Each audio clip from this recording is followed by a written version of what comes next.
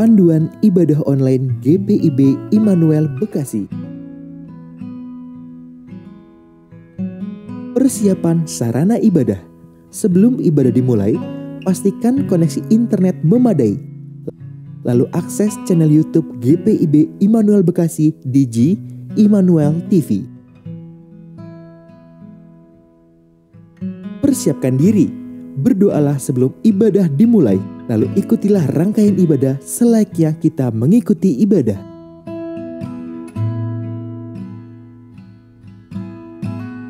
Bila memungkinkan, ajaklah sanak keluarga Anda untuk mengikuti ibadah bersama-sama agar terciptanya suasana persekutuan.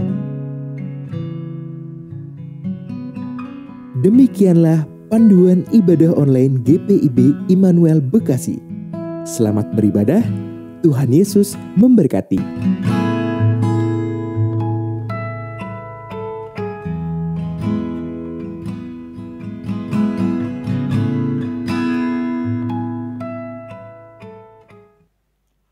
Selamat malam Bapak, Ibu, dan Saudara. Sebelum kita memulai ibadah keluarga hari Rabu 16 Maret 2022, marilah kita meneduhkan hati kita di dalam saat teduh.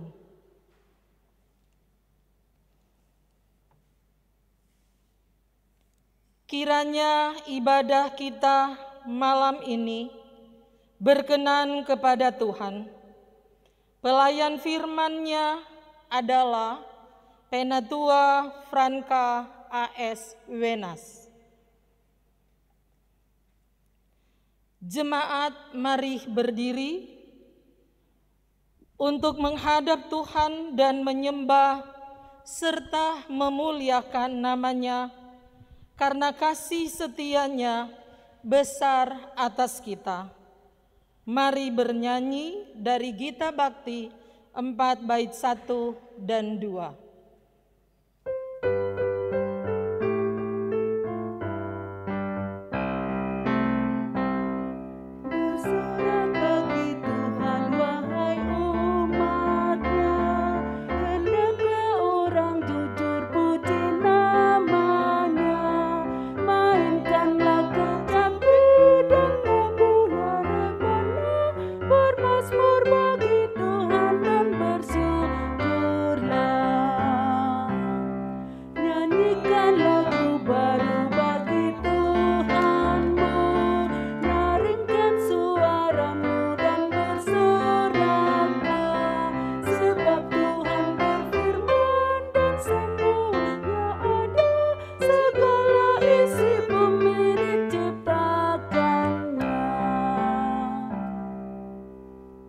Mari berdoa.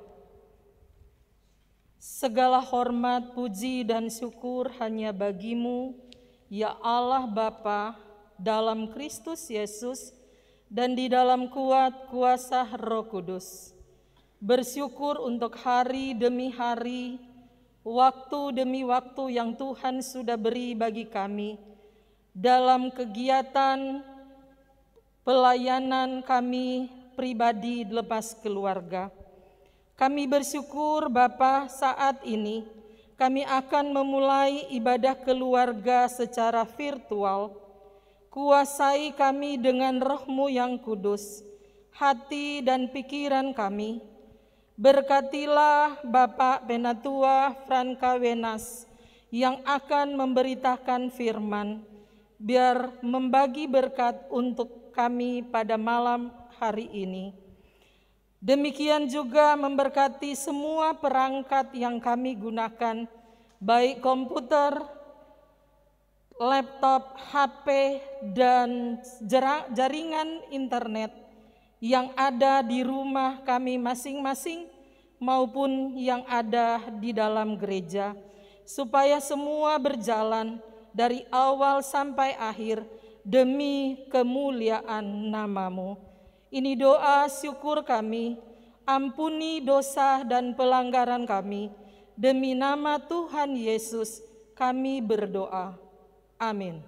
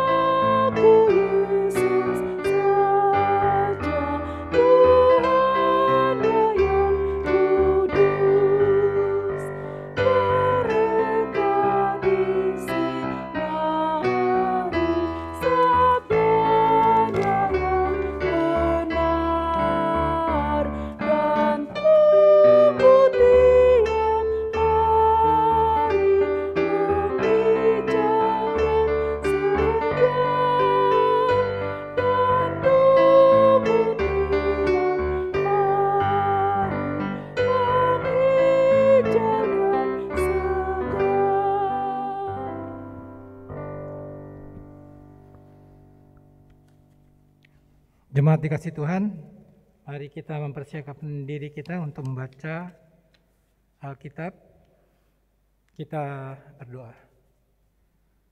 Bapa yang Maha Pengasih, urapi hati kami, seluruh ruangan di mana kami berada, agar kami boleh mendengarkan firman-Mu yang akan kami gunakan di dalam kehidupan kami.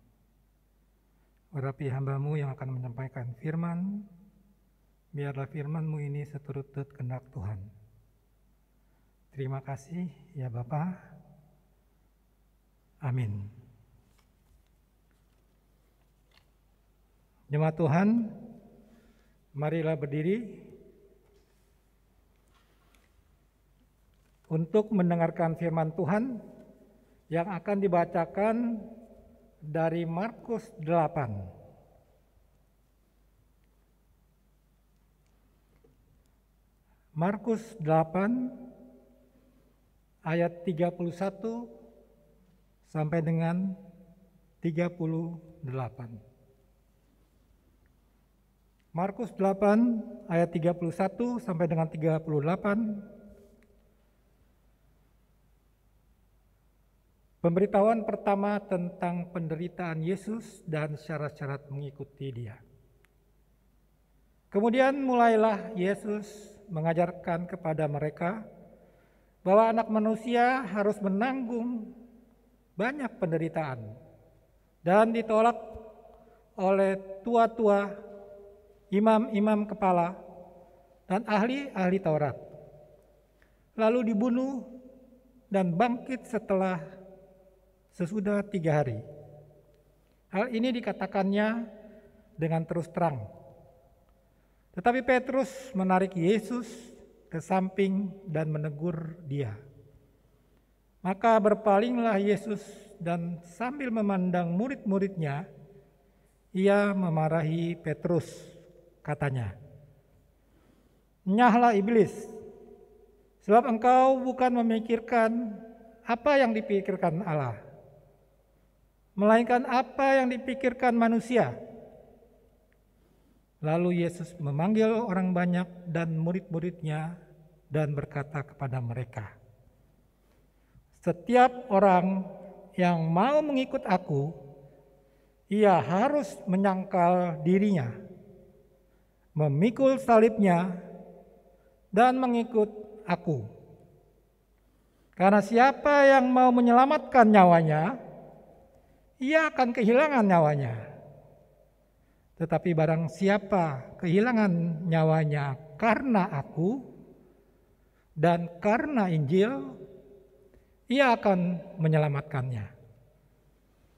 Apa gunanya seorang memperoleh seluruh dunia, tetapi ia kehilangan nyawanya? Karena apakah yang dapat diberikannya sebagai ganti nyawanya? Sebab barang siapa malu karena aku dan karena perkataanku di tengah-tengah angkatan yang tidak setia dan berdosa ini, Anak Manusia pun akan malu karena orang itu, apabila ia datang kelak dalam kemuliaan Bapanya diiringi malaikat-malaikat kudus. Demikianlah pembacaan Alkitab. Berbahagialah semua orang yang mendengar firman Tuhan dan melakukannya. Terpujilah Tuhan Yesus. Haleluya.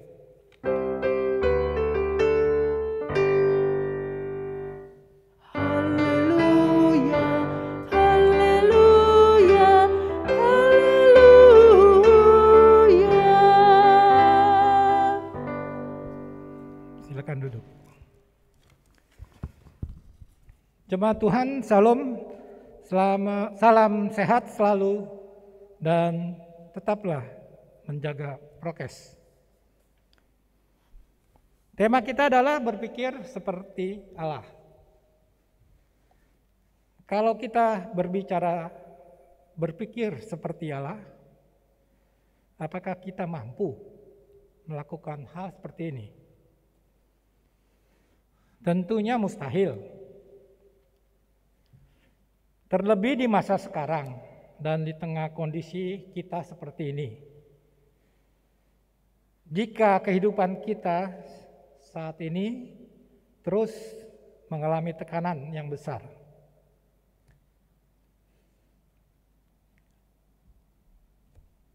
Allah selalu senantiasa berpikir dan berbuat itu di luar kemampuan kita. Jauh ke depan, menuju satu substansi masalahnya dan tuntas. Kita ingat, ada berbagai peristiwa yang terjadi di dalam Alkitab. Peristiwa Bahtranu. Siapa yang bisa memperkirakan hal itu pada waktu itu? Bahkan pada waktu sekarang. Peristiwa di mana Musa dan Harun memberikan 10 talak kepada sang raja yang berkuasa pada saat itu, Raja Firaun Mesir. Peristiwa di mana bangsa ini bisa melalui kuasa yang diberikan pada Musa membelah Laut Teberau, Laut Mati. Kita membelah got aja nggak bisa. Belum bagaimana juga bangsa yang sudah diberkati untuk masuk tanah Kanaan pun dibawa putar-putar 40 tahun. Hanya di sekitar Kanaan. Kalau dulu mungkin ada kompas, mungkin bangsa Mesir itu bisa tahu. 40 tahun itu satu generasi. Belum lagi peristiwa bangsa Israel merupakan bangsa yang diberkati tapi bisa dibuang ke Babel. Belum lagi bangsa itu balik dari Babel, masuk ke Yerusalem justru oleh Raja Kasdin, sang musuh.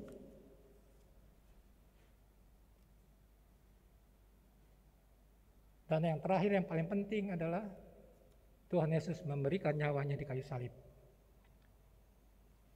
Siapa yang pernah berpikir seperti itu? Siapa yang bisa berpikir seperti itu? Lalu bagaimana dengan sekarang? Di tengah-tengah pandemi COVID ini. Ada satu peristiwa yang sekarang ini lagi terjadi adalah COVID dengan varian Omikron. Para ahli virolog, ini justru juga mempelajari tentang Omikron. Dan Omikron itu merupakan virus lemah yang memberi pelajaran buat antibodi kita yang terkena. Sehingga tubuh ini justru menjadi imun. Sehingga kita seperti sedang melaksanakan proses vaksin tanpa suntikan. Walaupun vaksin itu tetap perlu, karena virus yang beredar di sekitar kita memang masih ada virus Delta dan lainnya. Tetapi begitulah kejadiannya. Allah hadir di tengah-tengah pandemi COVID dengan Omikron.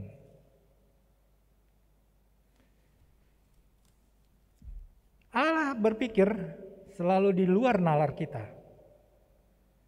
Dan kita tidak akan pernah mampu mengikuti, bahkan memahami cara Allah begitu saja. Kita butuh dekat dengan Tuhan, karena kehidupan kita senantiasa memikirkan masa depan, kebutuhan jasmani, kebahagiaan diri, kebanggaan diri, sifat-sifat yang cenderung egosentris. Pikiran manusia itulah yang membuat dirinya tertekan, putus asa, bimbang, resah, dan lain-lain.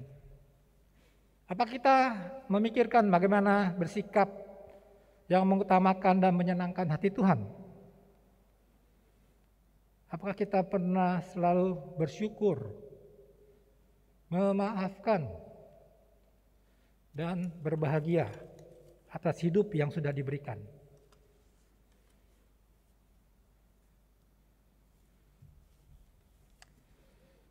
Ada seorang yang muncul di Talenta Got Talent. Pentasnya dia membuat Sang Simon, panelis juri yang tidak mudah memberikan penilaian itu, sampai menitikkan air mata dan dia memberikan golden card. Sang peserta itu rupanya terkena kanker di 3 tempat, salah satunya hati. Dan dia hanya punya 2% kemungkinan hidup. Tetapi dia tetap bersyukur, dia menikmati 2% hidup. Kata-katanya yang menarik adalah 2% bukanlah 0%. Jadi haruslah berbahagia. Tidak banyak orang seperti ini. Sayangnya, pikiran manusia seringkali menuju kebinasaan sendiri. Sementara pikiran rohani yang datang dari Allah, itulah yang akan menuntun kepada hidup yang berkemenangan. Hidup kekal, Kolose 3 ayat 2. Karenanya mungkin kita hanya perlu mengimani akan rencana-rencana Allah. Jemaat Tuhan, sikap yang diperhatikan Petrus itu justru adalah suatu penolakan akan penyelamatan Allah. Murid-murid Yesus masih memahami Yesus sebagai Mesias secara manusiawi yang akan melakukan penyelamatan secara politis dengan menggunakan kekuasaan. Dia belum bisa memahami Yesus dalam konteks kehendak Allah. Syarat untuk mengikuti Yesus, seperti ayat 34 katakan, adalah menyangkal diri, memikul salib, dan mengikut Yesus. Syarat ini bukanlah paksaan, mau ikut atau tidak, terserah pada kita. Sehingga mengikut Yesus harus ada keikhlasan yang penuh, dengan jaminan mendapatkan keselamatan hidup yang sesungguhnya.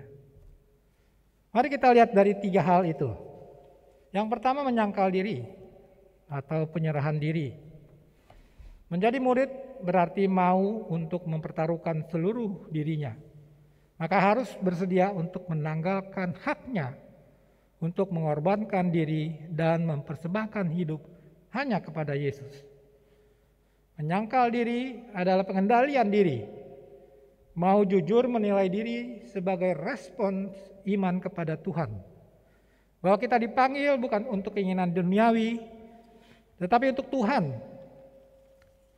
Ini tidak mudah, tapi itulah firman. Yang kedua adalah memikul salib atau setia. Siap menerima konsekuensi untuk kehilangan nyawa untuk mengikuti Yesus. Ketika salib itu diletakkan di bahu kita untuk dipikul, apakah kita akan tetap setia menjadi murid Yesus? Kosuke Kayama, seorang teolog Kristen, itu mengatakan, no handle on the cross. Tidak ada gagang pada salib. Ia mau menegaskan bahwa salib harus dipikul dan tidak ada gagang pada salib yang akan membantu kita menjadi ringan.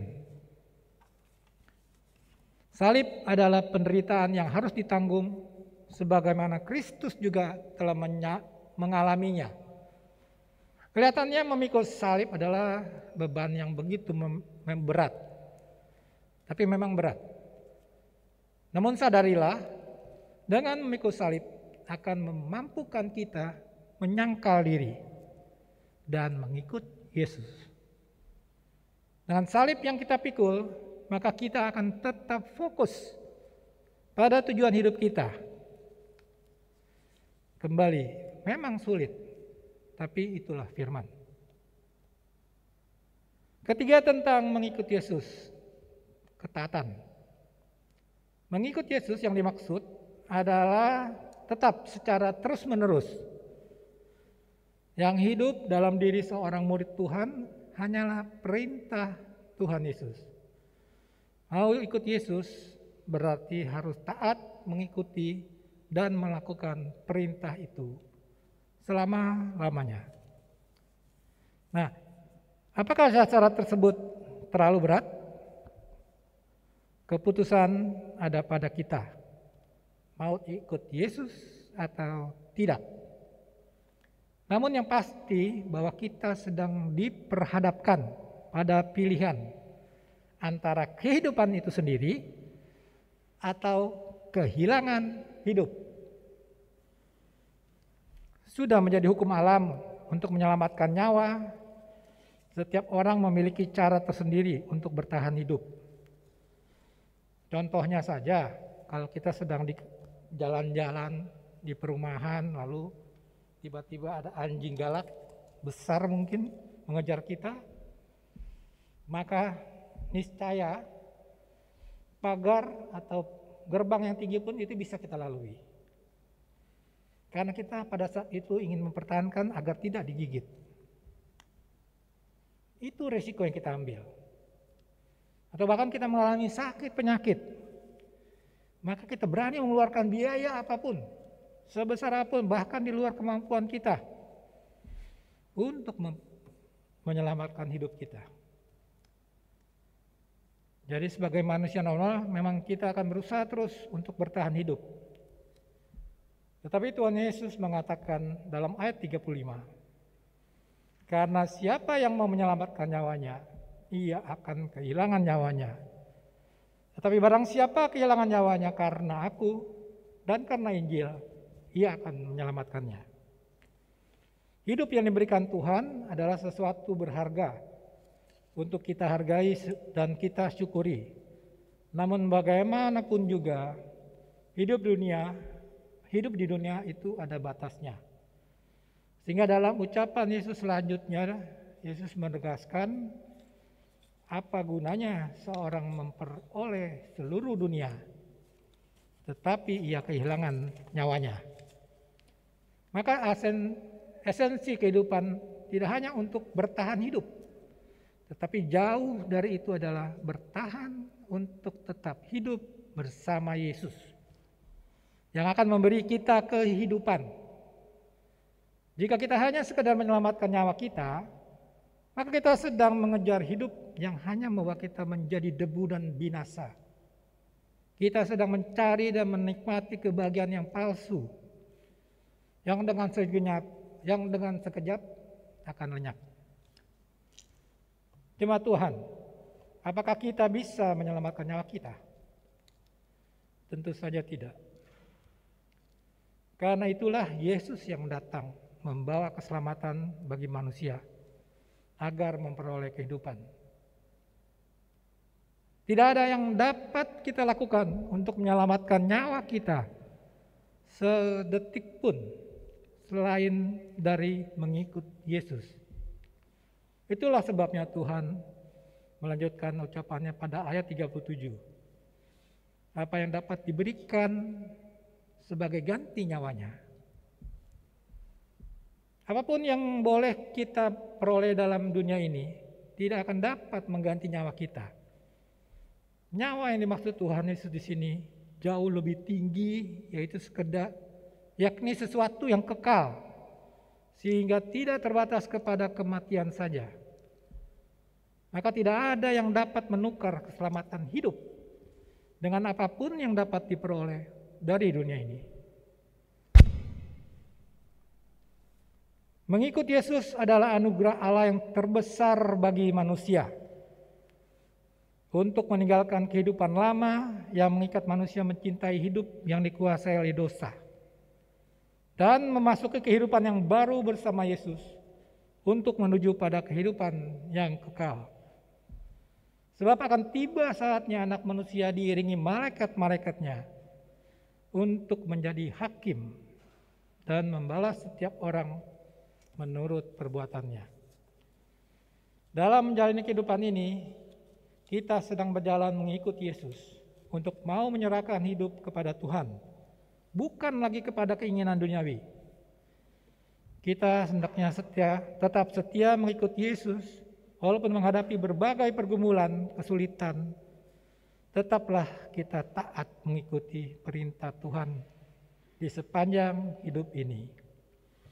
Ada ungkapan yang mengatakan, no crown without cross, no gain without pain. Tidak ada mahkota tanpa salib. Dan tidak ada keberhasilan tanpa pengorbanan. Jemaat Tuhan yang beriman, apakah anggota saudara atau sahabat kita atau bahkan tetangga kita yang meninggal dunia khususnya karena terpapar COVID adalah kurang imannya? Tidak. Karena apa?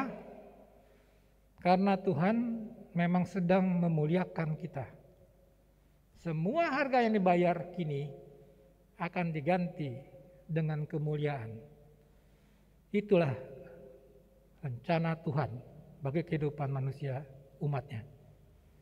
Mari kita belajar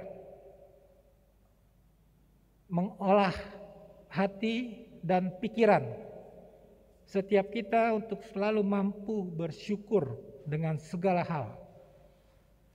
Halangan terutama kita adalah bersyukur. Halangan utama kita untuk bersyukur terutama itu adalah kita sendiri. Kita sangat sulit menyatakan syukur kepada Tuhan. Kita selalu mengutarakan kesulitan, kesusahan kita. Padahal beriringan dengan itu, Tuhan memberikan banyak berkat bagi kita yang belum tentu semua orang menikmatinya. Marilah kita berjuang untuk menyangkal keinginan dan dosa kita yang bertentangan dengan firman Allah. Marilah kita hidup taat dalam iman kepada Tuhan saja dan setia memberlakukan rencana dan kehendak Tuhan bagi kehidupan kita. Apakah itu mengasihi Tuhan ataupun sesama kita? Paling tidak kita belajar selalu untuk setia kepada Tuhan. Karena Tuhan sudah setia kepada kita. Dan lebih dulu setia kepada kita umatnya. Buah jatuh tidak jauh dari pohonnya. Jadi anak Tuhan pasti di dalam dirinya juga akan memancarkan perilaku yang menyenangkan Tuhan. Kita sebagai umat Tuhan harus selalu berpikir teosentris yang berorientasi kepada Tuhan, bukan egosentris yang berorientasi pada diri sendiri. Demikian juga kita sebagai gereja harus hadir seperti Yesus untuk memikirkan jemaat Tuhan dan juga orang-orang yang membutuhkan. Gereja saat ini juga sudah kembali menyediakan fasilitas live streaming pada tiap ibadah jam 9 pagi, ibadah hari Minggu, untuk melayani yang jemaat yang tidak bisa hadir, yaitu yang karena belum vaksin, yang komorbid atau takut terjangkit karena kondisi. Bagaimana faktanya saat ini? Jumlah kehadiran tatap muka jemaat di Minggu tanggal 20 Februari lalu yang kami data langsung drop, menurun, terjun bebas. Apakah kita sudah tidak ingin lagi melakukan ibadah tatap muka? Ataukah kita keasikan ibadah di rumah? Atau bahkan kita jadi malas untuk beribadah? Wow, hanya kita dan Tuhan yang tahu. Ini harus kita sadari dan koreksi sebelum kita terlena dan membuatnya menjadi biasa. berpikirlah seperti Allah, dan untuk Allah yang kita muliakan. Amin.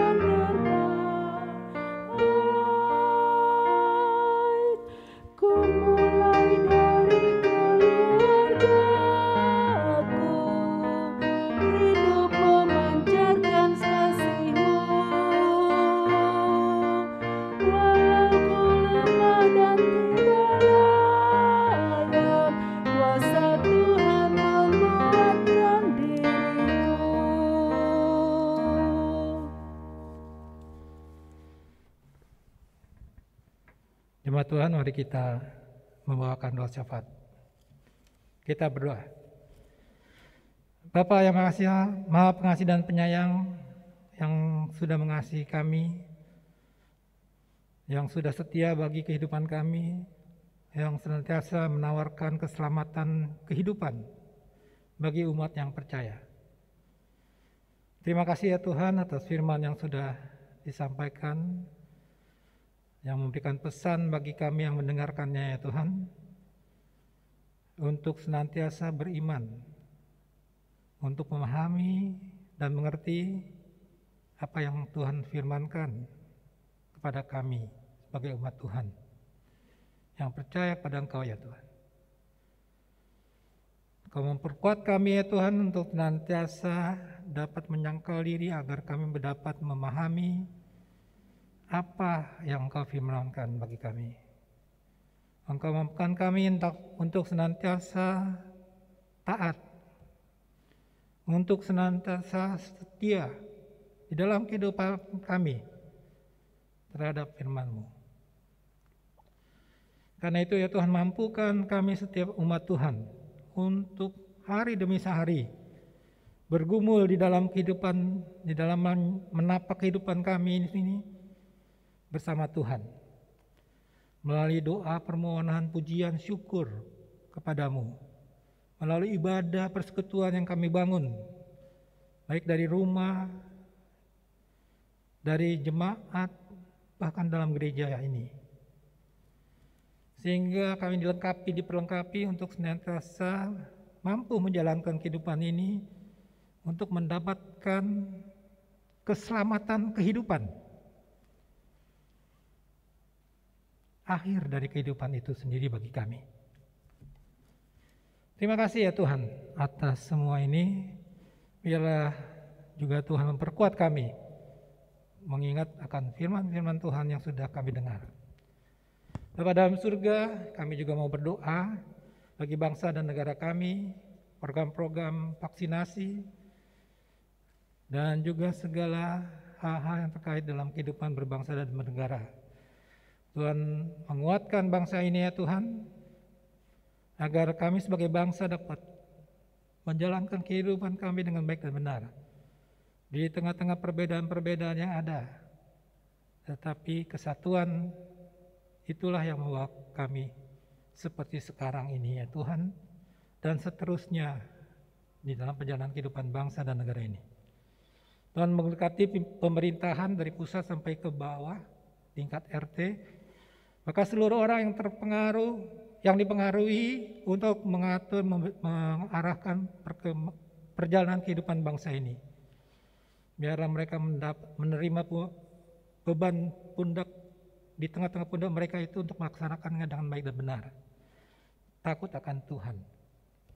Sehingga semua yang dijalankan ini adalah kembali merupakan syukur pada Tuhan atas kehidupan yang sudah diberikan. Tuhan berkati gereja, baik dari pusat, majelis sinode, musyawarah pelayanan, bahkan jemaat kami, dan seluruh jemaat-jemaat GPIB. Tuhan berkati agar semua dapat menjalankan pelayanan ini dengan baik dan benar. Semua berorientasi pada keinginan Tuhan, teosentris, dan menanam segala egosentris yang mungkin ada dan tumbuh. Sehingga semua berorientasi hanya untuk kemuliaan nama Tuhan, membesarkan nama Tuhan, melayani Tuhan melalui sesama. Tuhan berkati gereja kami dalam seluruh pelayanan yang ada. Tuhan berkati para pelayan dari pendeta, KMJ, PJ, PHMJ, presbiter, komisi, pelkat, karyawan kantor gereja, seluruh tim-tim yang ada di dalamnya, yang melayani Tuhan di dalam ibadah ini ya Tuhan, mampukan mereka melayani dengan penuh tanggung jawab, yang punya komitmen kuat, yang berusaha memenuhi komitmen yang ada untuk melayani Tuhan, melepaskan diri sendiri. Karena kami percaya Tuhan, kesungguhan melayani Engkau itu, pertama kami berikan hanya untuk rasa syukur kami pada Tuhan yang sudah mengasihi kami. Dan kedua untuk kemuliaan nama Tuhan sehingga nama makin dimuliakan. Tuhan juga memberkati UPDK yang juga mengembangkan, yang mengurus dana kematian, tim Pokja yang sedang menyusun PKA, tim Satgas yang dan jasa menjalankan prokes yang harus kami lakukan, tim streaming yang melayani streaming dalam ibadah-ibadah, baik live maupun taping. Tuhan berkati ya Tuhan semua yang dilakukan itu, agar semuanya itu boleh menyenangkan hati Engkau. Karena mereka memberikan melalui dan hanya untuk jemaat Tuhan. Tuhan berkati jemaat dalam kehidupan mereka. Tuhan berkati jemaat yang sakit, yang terpapar COVID. Tuhan berkati mereka ya Tuhan dalam kehidupan mereka hari lepas hari. Tuhan sertai jemaat yang sedang mengalami pergumulan hidup, yang sedang mencari pekerjaan. Demikian juga kami berdoa bagi jemaat yang sedang bekerja, bersekolah, yang berulang tahun usia atau perkawinan. Tuhan berkati dalam kehidupan mereka sehari-hari. Biarlah semuanya itu ya Tuhan, mereka boleh rasakan, mereka boleh syukuri, karena itu semua adalah pemberian Tuhan bagi mereka. Terima kasih ya Tuhan atas semua. Tuhan menerima doa kami ini ya Tuhan, yang kami panjatkan tidak lain dan tidak bukan, hanya untuk nama Tuhan Yesus Kristus. Tuhan yang sudah mengajar kami berdoa. Bapa kami ini yang di surga, dikuduskanlah nama-Mu. Datanglah kerajaan-Mu, jadilah kehendak-Mu di bumi seperti di surga. Berikanlah kami pada hari ini makanan kami yang secukupnya. Dan ampunilah kami akan kesalahan kami, seperti kami juga mengampuni orang yang bersalah kepada kami. Dan jangan membawa kami ke dalam pencobaan, tetapi lepaskanlah kami daripada yang jahat.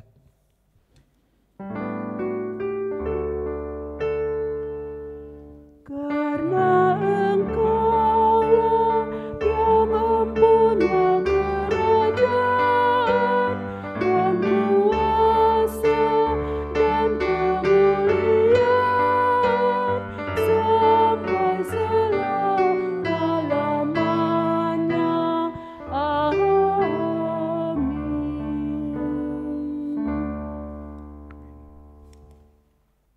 Marilah memberi persembahan dengan sukacita, dengar dan laksanakan firman Tuhan dalam Ibrani 13 ayat 15 sampai 16. Sebab itu, marilah kita oleh Dia senantiasa mempersembahkan korban syukur kepada Allah, yaitu ucapan bibir yang memuliakan namanya, dan jangan kamu lupa berbuat baik dan memberi bantuan, sebab korban-korban yang demikianlah yang berkenan kepada Allah. Sampaikan persembahan Bapak, Ibu, saudara-saudari melalui koordinator sektor atau transfer ke rekening gereja secara online dengan cara scan barcode QRIS yang tertera pada slide tata ibadah atau berita Immanuel. Kiranya Allah berkenan atas pemberian kita dan menguduskan persembahan syukur kita kepadanya.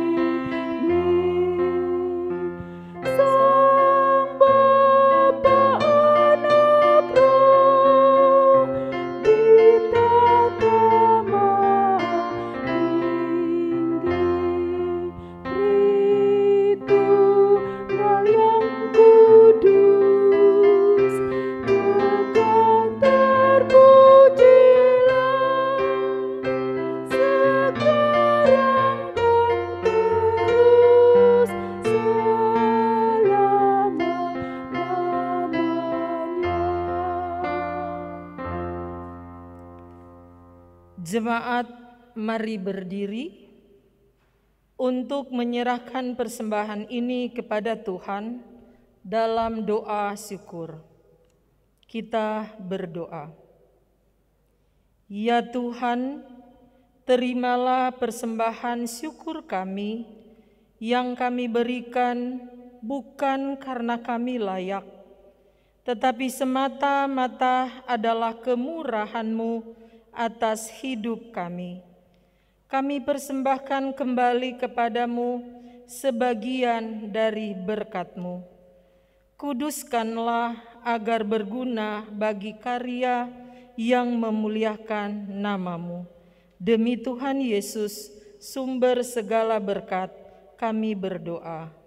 Amin.